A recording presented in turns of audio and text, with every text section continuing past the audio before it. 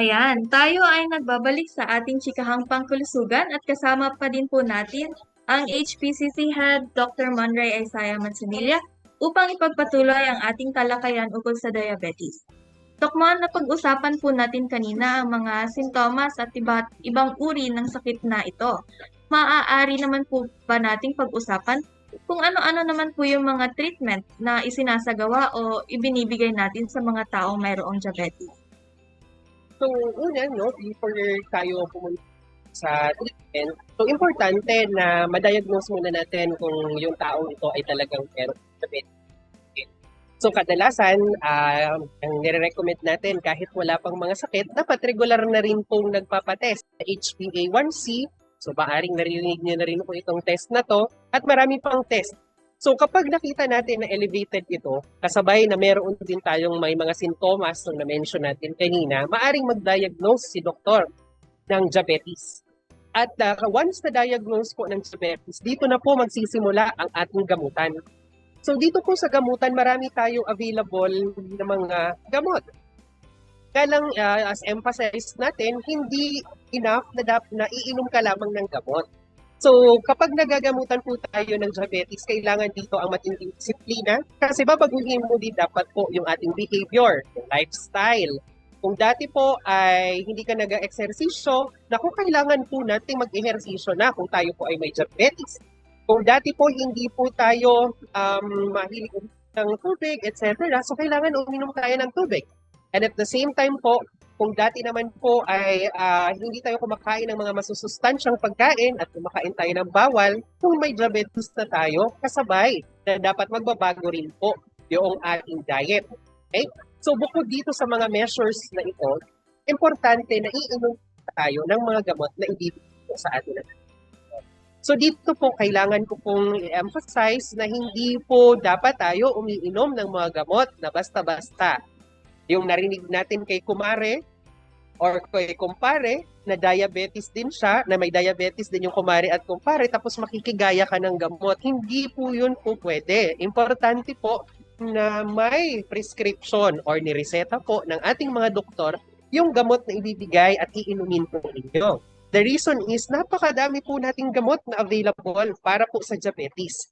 Nga lang, iba-iba po ang gamot na to, iba-iba din po yung kayang gawin sa ating pong katawan. At alam po ng mga doktor kung ano po yung best na gamot para po sa kondisyon po ninyo. So again, bukod sa diet, exercise, modification po natin ng ating behavior, healthy lifestyle, sasabayan din po dapat natin yan ng ating mga gamutan na piniscribe ng Yung pagda-dialysis naman po, Dok, ano po yung magagawa nito para po sa mga taong may diabetes po? Mhm. So si diabetes kasi, Ma'am Nicole, isa sa maaring komplikasyon ng sakit na ito. Sabihin natin, matagal mong inalagaan si diabetes. Inalagaan in the sense na, alam mo may diabetes ka, umiinom ka ng gamot, pero kain ka pa rin ng kain ng bawal. Hindi ka pa rin nag-exercise, hindi mo pa rin sinusunod yung mga sinabi sa iyo ng iyong doktor. Maari itong humantong sa iba't ibang sakit. Ano yung sakit na yon? Maaari siyang magka-stroke, magkaroon ng sakit sa puso, magkaroon ng iba't ibang damage sa iba't ibang organ ng katawan. Kasama na dito ang sakit sa bato. So kapag nagkaroon na po ng sakit ang ating bato or yung kidneys po natin, dito papasok yung maaring kailangan na natin ng dialysis. So maaring once a week, maaring twice a week, yung iba thrice a week pa nga nagda-dialysis, no? Yung dialysis kasi ay tinutulungan yung katawan natin alisin yung mga wastes o kaya yung mga dumi ng katawan po natin. So ayaw natin na humantong yung mga taong may diabetes sa sakit sa bato, kaya ang lagi nating sinasabi, prevention is better than cure. Okay, kung wala ka pang sakit, mag-prevent ka na. Alamin mo na yung mga risk factors, lumayo ka na sa mga bawal. Kung meron ka ng sakit, agapan na natin yung diagnosis sa'yo. So pag maagap na yung diagnosis, maaga na rin natin magagamot. Hindi na malala yung sakit. Diba? At kung meron ka ng malalang sakit, nako, sumunod ka na sa medication at regular ka nang magpa-check up para ma-prevent natin yung malalalang komplikasyon katulad ng sakit sa bato para hindi ka umabot sa mga ganitong type na kailangan mo ng mag-dialysis or even prevent yung early death dahil dito sa mga sakit na ito. Ma'am Nicole? Nabanggit niyo po, Dok, yung mga komplikasyon sa diabetes. Ano naman po yung mga maaaring or yung iba pa pong komplikasyon na maaaring maranasan ng isang pasyenteng may diabetes? Mhm. So, napakadami ng maaring komplikasyon ng sakit na diabetes. So, as mentioned kanina, maaari po itong mag-lead dito po sa kidneys po natin.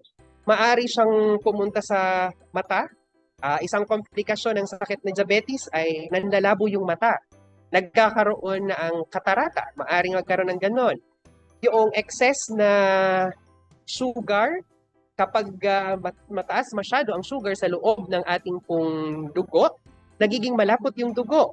So kapag malapot na yung dugo, maaring magkaroon din ng problem yung ating iba't ibang organ na system. Yung ating puso, so magkakaroon ng atake sa puso, o kaya naman po ay high blood, maari pong magkaroon ng issues din po sa ating brain, katulad po ng stroke. Maari pong magkaroon ng sakit sa paa kung saan napapansin parang mamamaga, later on nananakit, at iba't iba pa. So, napakadami ng sakit na maaring maging komplikasyon ng sakit na diabetes. And again, ayaw natin na humantong dito at may tayong magagawa para prevent itong mga komplikasyon na ito. Ano po yung mga maaaring gawin ng mga taong nagnanais na makaiwas ng sakit na diabetes para maiwasan po nila Okay. ito? Salamat Ma'am Nicole. Tatlong bagay lang yan. Okay, tatlong steps.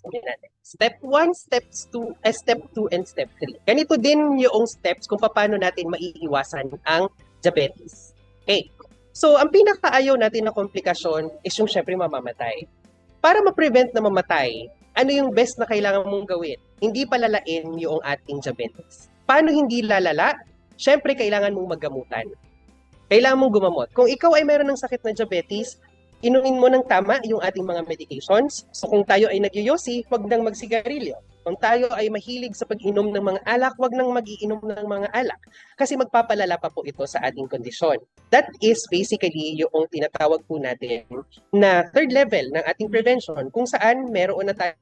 At ang ginagawa na lamang po natin ay piniprevent na lumala. Ayan, grabe po pwede po nating maranasan kapag tayo ay nagkaroon ng diabetes, lalo na kapag nagkaroon ito ng mga komplikasyon, pati na rin kapag umabot sa punto na kailangan na nating mag-dialysis. Para naman po, Dok, sa mga nagnanais na makaiwas sa sakit na ito, ano po ang maaari nilang gawin? Okay, so tatlong steps yan, Ma'am Nicole, para makaiwas sa sakit na diabetes. So, ang tawag natin dito is primary, secondary, and third level ng ating pong prevention. So, sa primary or sa first level ng prevention, syempre, ang pinaka-importante dyan ay alamin mo kung ano yung mga pamamaraan para makaiwas. So, tamang impormasyon para makaiwas sa ating mga sa sakit na diabetes. Anong kailangan alamin? Papaano ang epekto ng paggamit ng bisyo, pag-aalkohol para mag-lead sa diabetes. Kasi kung alam mo na makakasama ito sa'yo, kailangan habang wala ka pang sakit ay lumayo ka na sa mga bawal tulad ng bisyo, pag-inom ng alak, pagkain ng matataba, maalat, at pagkakaroon ng sedentary na lifestyle. Ibig sabihin ng primary level, wala ka pa nung sakit, umiiwas ka na para mas ma-decrease or mas mapababa yung tsansa na magkaroon ka ng sakit na ito. Okay. So, yung second level or yung secondary level of prevention, meron ka na nung sakit, di mo alam. So, paano malalaman? Kasi pag hindi mo nalaman yung sakit, maaring lumala ito ng lumala. Kasi wala kang ginagawa, hindi ka nagmamanage, hindi mo siya kinokontrol. So, ang secondary level is early detection. Kung saan gusto natin ma-detect, ma-diagnose natin agad kung ikaw ay may sakit or may kasama ng mga karamdaman para masimulan na natin agad ang iyong gamutan.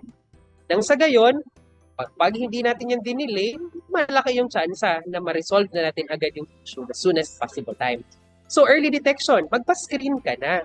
Magpa-screen ka, regular kang magpa-check ng iyong dugo, magpa-konsulta ka sa iyong mga primary care physician para mapag-usapan ninyo ang sakit na diabetes mellitus. Lalo na po kung kayo ay may mga risk factors ng sakit. Okay. So ngayon naman po, Ang third degree or the tertiary level of prevention is meron ka ng sakit, ang iniiwasan na lamang po natin ay yung mga komplikasyon at maagang pagkamatay mula sa sakit. So kung meron ka ng diabetes at ayaw pa natin syempre na magkaroon ka ng mas malalang komplikasyon or maagang mamatay, siguraduhin po na umiinom po tayo ng mga gamot na nireseta po sa atin ng ating mga doktor. Pero po, hindi po sapat na inom lamang po ng gamot, no? Kailangan tulungan po natin yung mga iniinom na gamot sa pamamagitan ng pagsabay sa mga non-pharmacologic na treatment or management. Kasabay na po dito yung behavioral change natin, yung pagbabago po ng ating lifestyle, okay, yung regular na ehersisyo, yung pagsunod sa tamang diet at marami pang iba. So again, ito ay mapag-uusapan po ng ating pong pasyente at the same time yung ating pong mga primary care providers para mas malinaw ano talaga yung mga bawal, ano yung pupwede, at ano yung hindi na pupwedeng gawin nang sa gayon ay ma-prevent yung paglala ng diabetes. So ito yun, Ma'am Nicole.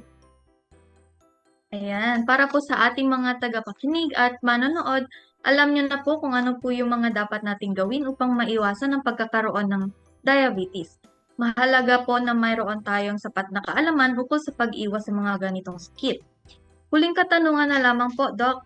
Maaari po ba tayong magbigay ng mensahe o ano po yung mga panawagan natin para sa ating mga tagapakinig at mga sumusubaybay sa ating chikahang pangkalusugan? Okay. So, ayan, maraming salamat Ma'am Nicole sa opportunity na makapag-share nito at matalakay natin ang isang napakahalagang sakit na marami ang meron dito sa Pilipinas at ito ay ang ating diabetes mellitus. So, ang sakit na diabetes mellitus ay maaari po ulit na mamana, maaari itong makuha dahil sa pangit na lifestyle, no? So, kung kayo man po ay may naman ng sakit nito mula sa ating mga nanay, tatay, mayroon pa tayong magagawa para hindi na yan lumala. Okay. At kung tayo naman po ay wala pang sakit na to, wala kang namana, pero pangit yung iyong bisyo at malaki yung chance na magkaroon ka nito, meron din tayong magagawa. Okay. Kung tayo naman po ay wala talagang risk factors na tinutukoy, still may chance pa rin tayong magkaroon ng sakit na diabetes, pero meron pa rin po tayong magagawa. Simulan po natin yung gagawin po natin sa pag-alam ng tamang impormasyon patungkol po sa sakit na ito. So, tamang impormasyon, ibig sabihin, kunin po natin ito sa mga reliable sources po natin. Maari po tayong sa Department of Health website po dahil nagpo-post tayo ng mga IEC materials, information materials patungkol sa mga sakit na ito. Maari nyo po itong kuhain din sa ating mga reliable sources katulad po ng mga World Health Organization at mga iba't iba pa pong mga accredited or credible ng mga sources po natin ng information. Bukod po dito, bukod sa pag-alam ng tamang impormasyon, hindi sapat na alam mo lamang. Kailangan yung nalaman nyo po ay susundin po natin at isasabuhay po natin. Kasi ang kadalasan alam, pero hindi ganon yung practice nila in real life. Alam nila na bawal kumain, pero enjoy pa rin sila kumain ng mga bawal. Okay, so dapat ipapractice natin kung ano yung alam po natin. At syempre, hindi po sapat din na alam mo at pinapractice mo. At the end of the day, marami pong merong maaring magkasakit ng diabetes. So, tama rin po dapat na i-share natin yung alam natin na mga nalaman nating impormasyon sa iba't ibang mga tao. Ibahagi po natin yung kaalaman natin or yung practices po natin na tama at i-encourage natin yung ibang tao na sumunod sa tama pong mga behavior at sumunod sa mga tama po na practices para nang sa gayon ay lahat po tayo ay maging healthy at para syempre ma-achieve natin yung healthy Pilipinas. Okay, so bukod po dyan, syempre in-encourage din po natin ang lahat.